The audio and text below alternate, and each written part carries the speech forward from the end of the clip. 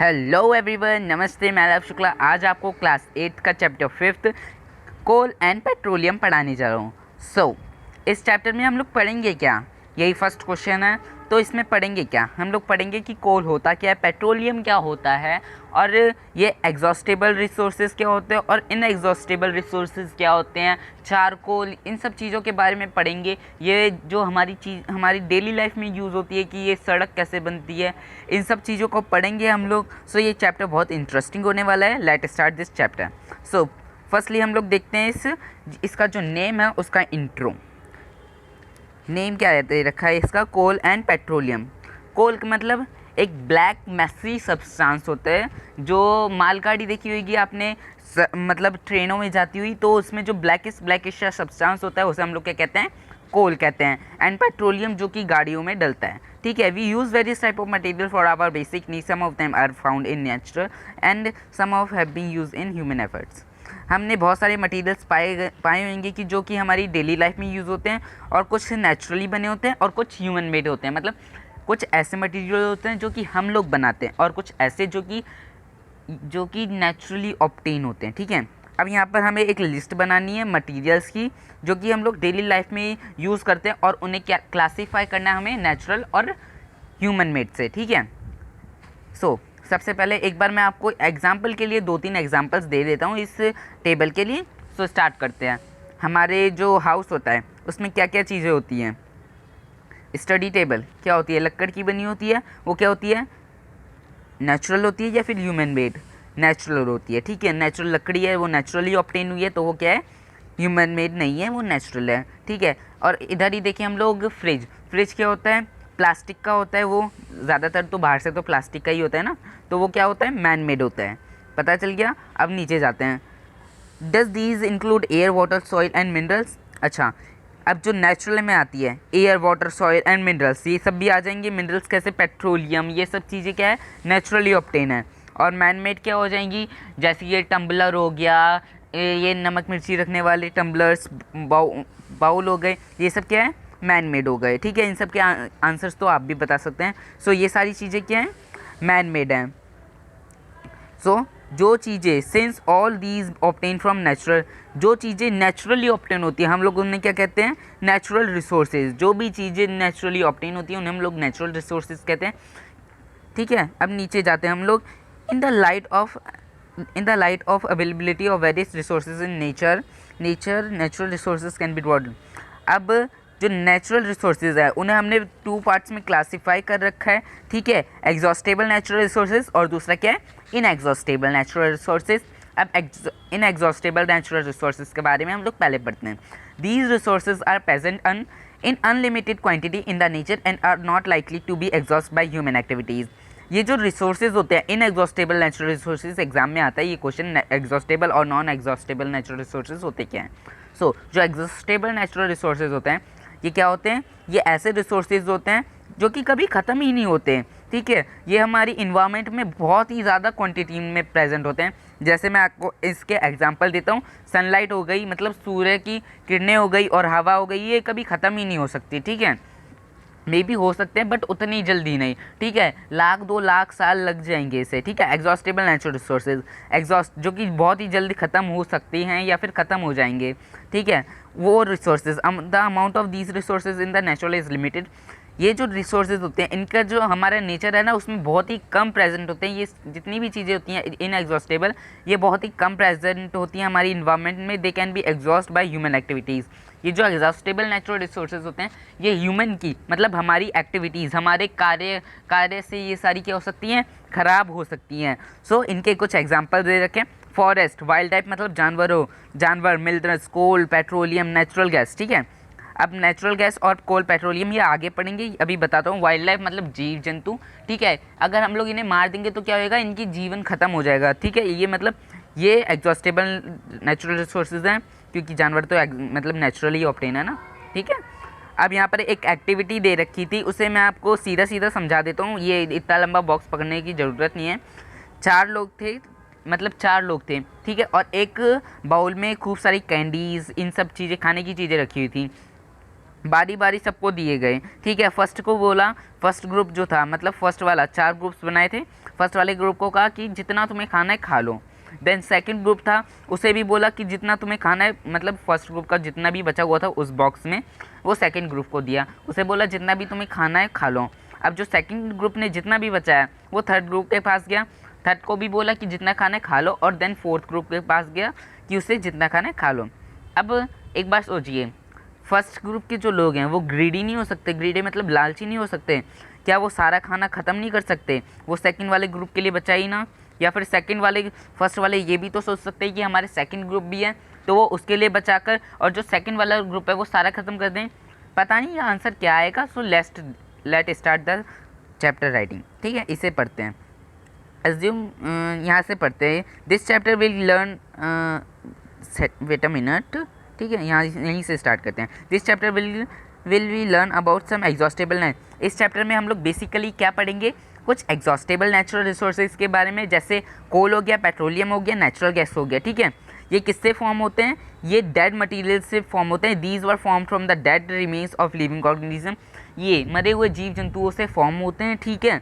जैसे fossil fuels, fossil मतलब हड्डियाँ, सो इन्हें हम लोग क्या कहते हैं? Fossil fuels. ये बहुत ज़्यादा इंपॉर्टेंट पॉइंट है, यहाँ पर मैंने लिख रखा है, ठीक है। मैं जूम करके दिखा देता हूँ ये वाला पॉइंट, ठीक है।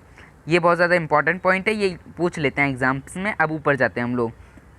ये कोल की पिक्चर है, मतलब जब लकड़ी जल जाती है। अब यहाँ पर हम लोगों को कोल को डिफाइन कर रखा है, तो पढ़ते हैं। यहाँ पर coal is one of the fuel use for cooking food. हमारी पुराने समय में कोल एक ऐसा फ्यूल था। फ्यूल मतलब वो जो कोई भी चीज़ जो हमारी किसी भी चीज़ में बनाने में हेल्प करती हो, ठीक है। कोल एक ऐसा फ्यूल था जो कि हमारे पुराने समय में हमें खाना बनाने में हेल्प करता था। Earlier it was use for railway engine, produce steam and run the engine. अब आजकल इसको क्या यूज़ करते हैं हम लोग? ट्रेन्स में यूज़ करते हैं ताकि उसके इंजन चलें, ठीक है। ये किस लिए? और थर्मल पावर के लिए भी यूज़ होता है। Plants to produce thermal power plants मतलब कोई मशीन, थर्मल पावर की मशीन जो होती है उसमें यूज़ होता है इलेक्ट्रिसिटी जनरेट करने के लिए। Coal is also use for fuel in various industries. बहुत सारी इंडस्ट्रीज़ में भी यूज़ होता है। चलो अब कोल की कहानी पढ़ते हैं यहाँ पर। About 300 million years ago, the Earth had dense forests in the low-lying valleylet areas. ठीक है। अब 300 मिलियन, मतलब 300 मिलियन बहुत ज़्यादा होएगा, ईयर पहले, ठीक है, क्या था? अर्थ में ना बहुत ही ज़्यादा डेंस फॉरेस्ट थे। डेंस फॉरेस्ट मतलब बहुत ही ज़्यादा घने फॉरेस्ट थे वेटलैंड पर, मतलब गीली ज़मीन पर। Due to the natural processes like flooding, these forested got buried under the soil. अब पुराने समय में जब बाढ़ आई तो उन फॉरेस्ट का क्या हुआ? वो ज़मीन के अंदर गड़ गए, ठीक है। अब क्या होगा उनका, देखते हैं आगे। एज मोर सॉइल डिपॉजिट ओवर दैम। अब बाढ़ तो आ गई, देन वो जाएगी भी तो, ठीक है। उसके बाद क्या हुआ? उस पर धूल मिट्टी आती गई, जमती गई उन फॉरेस्ट पर जो कि गिर चुके थे, ठीक है। ठीक है, तो क्या हुआ यहाँ पर? आगे पढ़ते हैं। The temperature also rose as the sank deeper and deeper. Temperature मतलब टेम्परेचर जो था और बढ़ता जा रहा था जब जैसे ही फॉरेस्ट नीचे जाते रहे, जितने भी एनिमल्स लिविंग बींग्स थे वो अंदर जाते रहे। Under the pressure high temperature, जब उसमें हाई प्रेशर आया, हाई टेम्परेचर आया, देन वो किस में कन्वर्ट हो गए? कोल में कन्वर्ट हो गए, ठीक है। अब मैं एक और बार बता देता हूँ, जब पुराने समय में जो पेड़ पौधे थे जब वो ज़मीन के अंदर धंस गए और 1-2 साल बाद उनमें से कुछ अजीब सा, मतलब उनमें और ज़्यादा हाई प्रेशर लगने लग गया, हाई क्या हो गया? टेम्परेचर और ज़्यादा हाई हो गया, तो क्या हुआ? जो प्लांट थे वो किस में कन्वर्ट हो गए? कोल में कन्वर्ट हो गए। As coal contain mainly carbon and the slow process of conversion of dead vegetation into coal is called carbonisation. अब ये जो प्रोसेस था, मतलब इसमें तो 300 लाख साल या फिर मिलियंस, 300 मिलियंस लग गए थे इस प्रोसेस में। सो क्या था ये? तो इसे बहुत ज़्यादा साल लगे थे। तो इसे ये क्या था? इसमें हमने क्या कन्वर्ट किया था? कोल था, उस वो बना, तो इसे हम लोग क्या कहते हैं? कार्बनाइजेशन, ठीक है। नीचे जाते हैं। Since it was form from the remains of vegetation. ये किससे फॉर्म हुआ? हमारी वेजिटेशन मतलब नेचुरल वेजिटेशन या फिर जीव जंतुओं से फॉर्म हुआ। Coal is called the fossil fuel. Coal भी एक फॉसिल फ्यूल कहते हैं। फॉसिल फ्यूल यहाँ पर पढ़ा था हमने क्या होता है, या फिर वीडियो स्किप करके पीछे जाकर देख लीजिए। नीचे जाते हैं। When heat in the air, coal burn and produce mainly carbon dioxide. जब कोल बर्न होता है तो वो क्या प्रोड्यूस करता है, कार्बन डाइऑक्साइड प्रोड्यूस करता है। ठीक है, ये पूछ लेते हैं एग्जाम्स में कि कोल जब बर्न होता है तो क्या प्रोड्यूस करता है। Coal is produce in industries to get some useful products such as coal, coke, tar and coal gas. ठीक है, कोल इंडस्ट्रीज में यूज़ करा जाता है ताकि उन्हें क्या मिल सके, कोक मिल सके, कोल तार मिल सके और कोल गैस मिल सके। कोल तार क्या होता है आप यहाँ पर पढ़ते हैं, और कोल क्या होता है। ठीक है, यहाँ पर से स्टार्ट करते हैं, पहले कोक पढ़ते हैं। It is a tough pores and black substance. ये एक टफ मतलब ताकतवर, पोरस, पोरस मतलब इसमें गड्ढे होते हैं।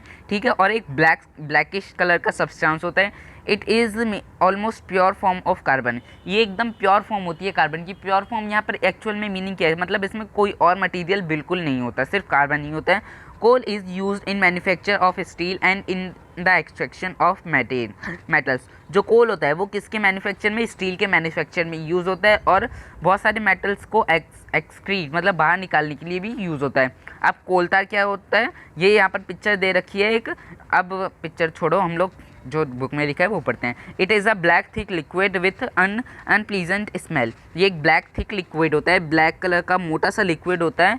ठीक है, और जिसकी बहुत ही ज़्यादा गंदी सी स्मेल होती है। It is a mixture of about 200 substance.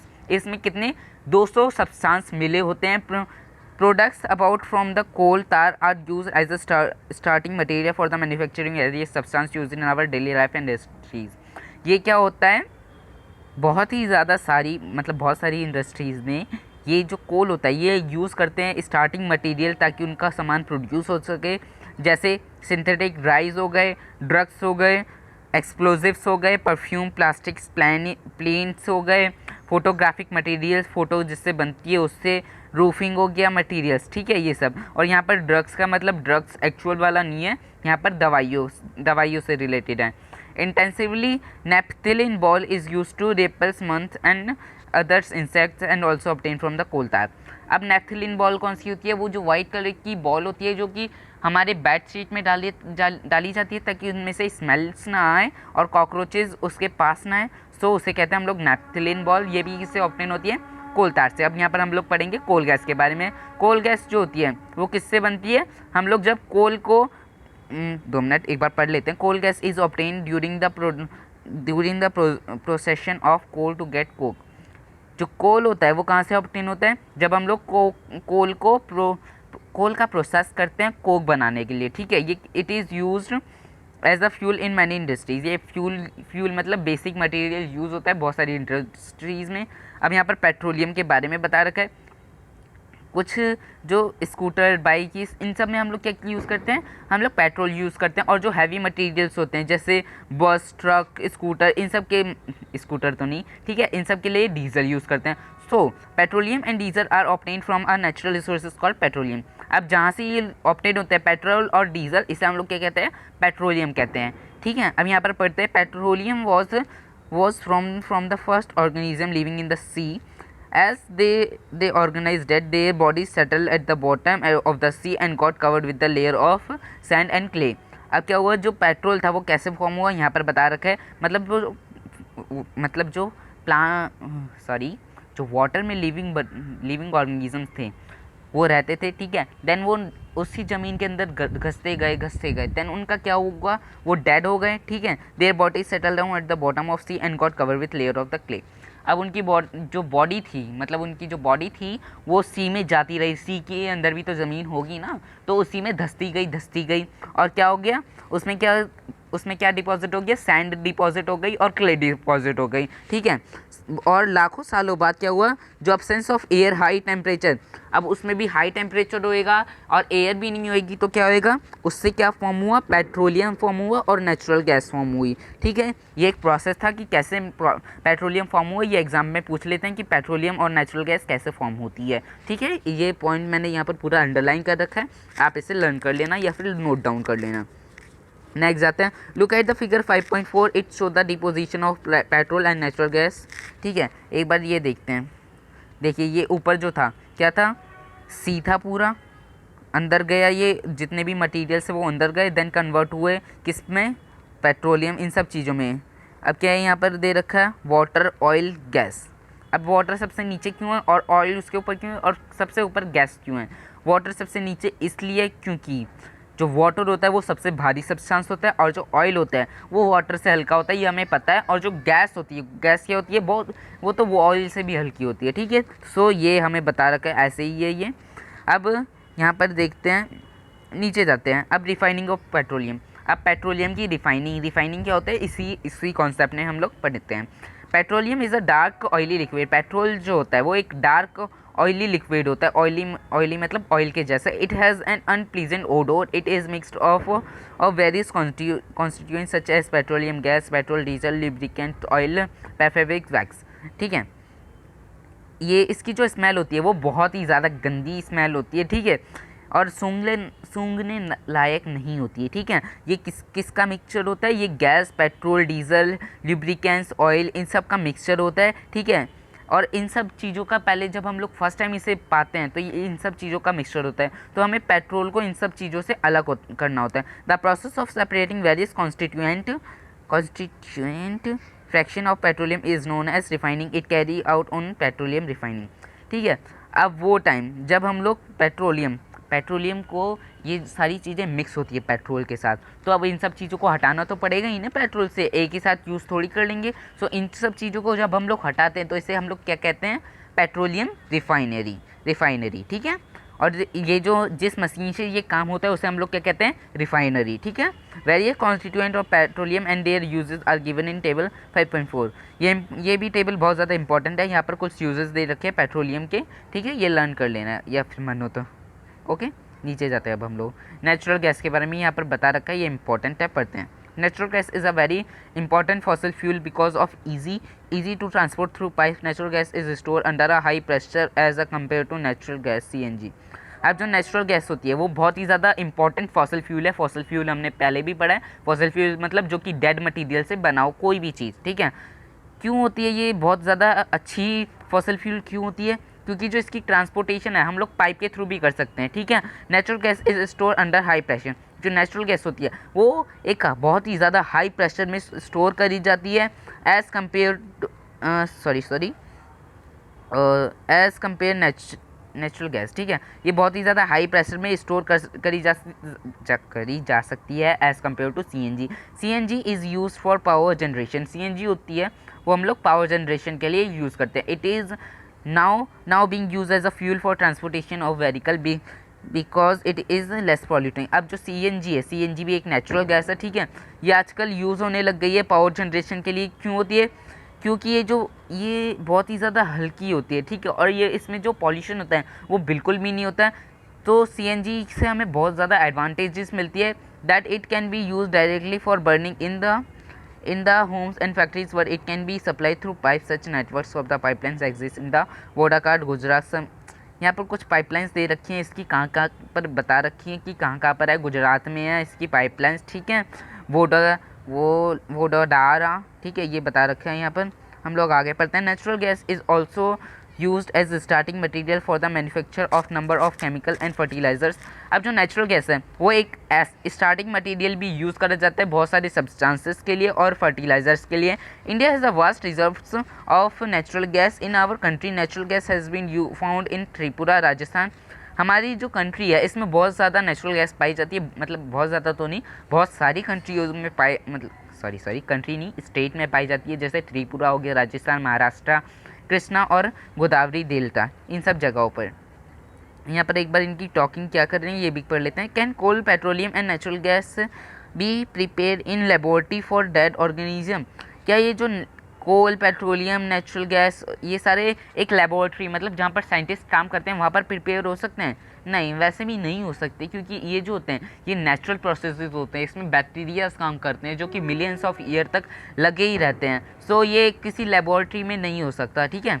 अब यहाँ पर आ जाते हैं इस वाले पर। India petroleum conservation reserve association PCR advise people how to save petrol diesel while driving the tips, ठीक है। इंडिया की जो एक कंजर्वेशन एक कंपनी है जिसका नाम है पेट्रोलियम, यहाँ पर शॉर्ट में बता देता हूँ, PCRA, ठीक है। उसने एक एडवाइस किया कि हम लोगों को जो पेट्रोल है और डीजल है ये ये एग्जॉस्टेबल नेचुरल रिसोर्सेज हैं, तो हमें इन्हें कम से कम यूज़ करना चाहिए। सो यहाँ पर कुछ इसके बता रखा है कि हमें ये चीज़ें अपनानी चाहिए, तो हम लोग इसे कम यूज़ करें। Drive at the constant and moderate speed as far as possible. हम लोगों को एक कांस्टेंट स्पीड पर, मतलब एक सीधी, मतलब एक कांस्टेंट, मतलब मैं आपको कैसे बताऊं, एक ऐसी स्पीड जो कभी चेंज ना हो, उसी स्पीड पर जाओ और उसे चेंज मत करो। अगर हम लोग चेंज करते हैं ना तो पेट्रोल ज़्यादा खर्च होता है। Switch off the engine at traffic light. जब ट्रैफिक लाइट हो, अपने जो इंजन है उसे स्विच ऑफ कर दो, ठीक है। Insecure correct tyre pressure and ensure regular maintenance of vehicles. ठीक है, आपको क्या करना है, टायर को रोज़ क्या करना है, देखना है कि उसमें अच्छे से प्रेशराइज है वो, ठीक है। और अपने जो व्हीकल है आपका, उसकी देखभाल करनी है, ठीक है। सो यहाँ पर हमारा चैप्टर ख़त्म होता है। अगर आपको कोई भी डाउट हो, कोई भी क्वेरी हो, कोई भी क्वेश्चन हो इस चैप्टर से रिलेटेड, या फिर कोई अदर भी चैप्टर हो, सो आप किसी भी कमेंट बॉक्स में कर दीजिए, मैं आपको आंसर बताऊंगा, या फिर मैं उस आपके जो कॉन्सेप्ट है उसके ऊपर वीडियो बनाऊंगा, ठीक है। Thank you. मेरे चैनल को सब्सक्राइब करना और लाइक करना बिल्कुल भी मत भूलना अगर आप, ठीक है, और शेयर भी कर देना। Okay, bye.